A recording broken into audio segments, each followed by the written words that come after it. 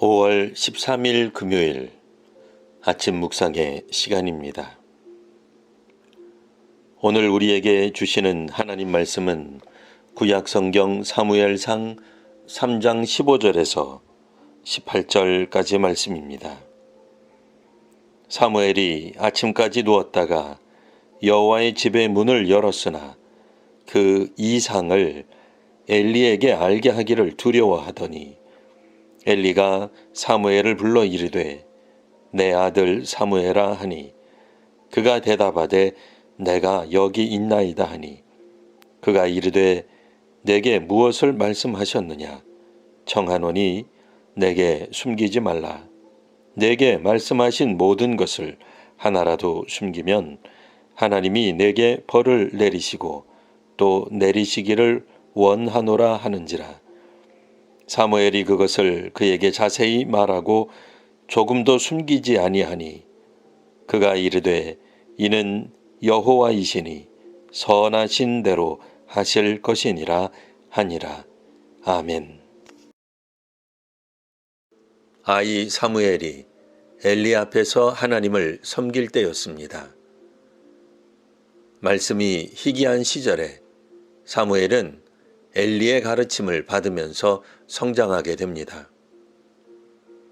엘리 제사장이 비록 가정신앙교육에는 실패했지만 그것이 엘리가 영적 지도자로서 무능했다는 것은 아닙니다.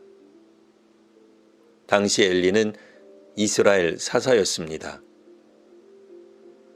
보통 엘리에 대해 실패한 사사로 알고 있습니다만 모든 면에서 실패한 사사는 아닙니다.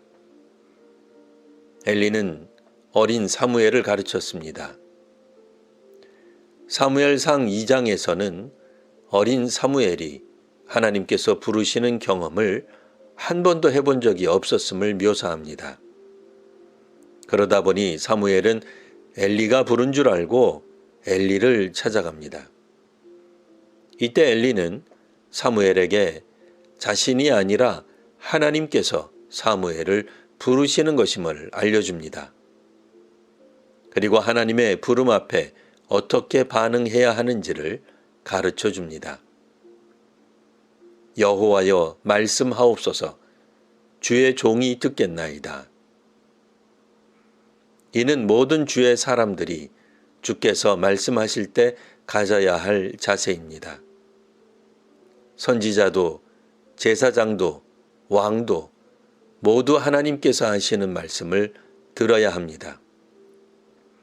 오늘날 설교자나 선교사나 통치자도 가져야 할 자세입니다. 사무엘은 이와 같은 자세로 하나님의 말씀을 듣게 됩니다. 사무엘이 처음 들은 하나님의 말씀은 다소 암울하고 비극적인 내용이었습니다. 엘리의 집, 엘리 가문이 이제 하나님의 심판을 받게 된다는 내용입니다. 이런 심판 예고의 말씀을 들은 사무엘은 매우 불편했을 것으로 상상이 됩니다. 자신의 스승이요 당대 사사인 엘리 제사장의 가문에 대한 하나님의 심판 예언은 제자된 사람에게 불편한 내용입니다. 엘리는 사무엘에게 임한 하나님의 말씀을 들을 때 미리 예상이라도 한 것처럼 하나도 숨기지 말고 다 전하라고 말합니다. 그리고 자신의 가문에 대한 심판의 예언을 듣습니다. 오늘 본문에서 엘리가 지닌 놀라운 성품을 발견하게 됩니다. 엘리 본인에게는 다소 충격적인 예언임에도 다음과 같이 말합니다.